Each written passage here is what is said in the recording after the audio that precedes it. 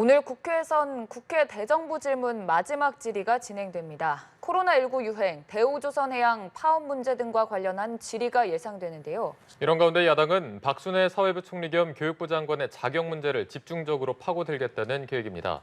자세한 내용 국회 취재기자 연결해서 들어보겠습니다. 임혜준 기자. 네, 사흘간 이어진 국회 대정부 질문 마지막 순서는 교육, 사회, 문화 분야입니다. 정부에선 한덕수 국무총리, 또 박순애 사회부 총리 겸 교육부 장관, 한동훈 법무부 장관 등이 참석하는데요.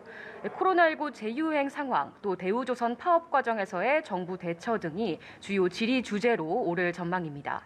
야당은 특히 국회 청문회 절차 없이 임명된 박순애 교육부 장관에 대한 공세를 예고한 상황인데요. 박 장관은 앞서 과거 음주운전, 논문 표절 의혹 등이 제기돼 부적격 인사라는 지적에도 임명이 강행됐습니다. 반면 여당은 문재인 정부 시절 임명된 한상혁 방송통신위원장에 대한 사퇴를 압박할 것으로 보여 여야 충돌이 예상됩니다.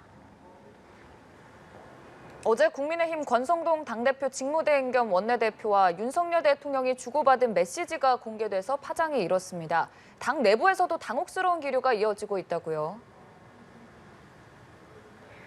네, 그렇습니다. 어제 본회의장에선 권대행과 윤 대통령이 주고받은 메신저 내용이 언론사 카메라에 포착됐습니다.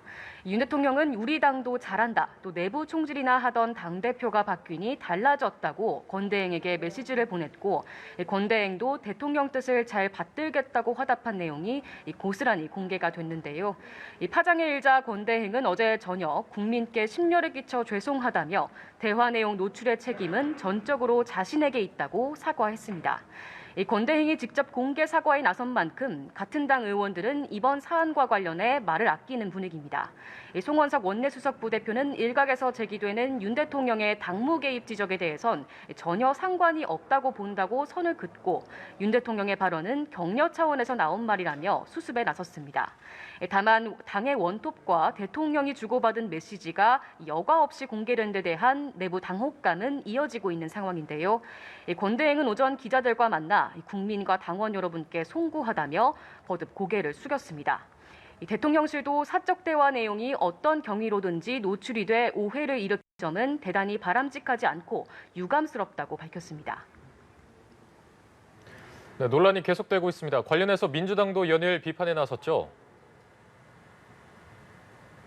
네, 그렇습니다. 우상호 비대위원장은 오늘 오전 회의에서 이 공개된 문자 내용은 매우 충격적이라고 말했는데요.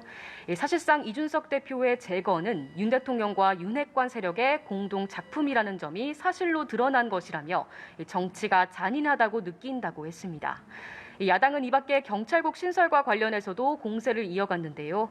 이상민 행안부 장관을 향해 쿠데타 발언을 사과하라고 거듭 촉구하면서 한정혜 의원을 위원장으로 하는 경찰 장악 저지 대책위원회를 통해 당 차원의 대응을 이어나가겠다고 선언했습니다.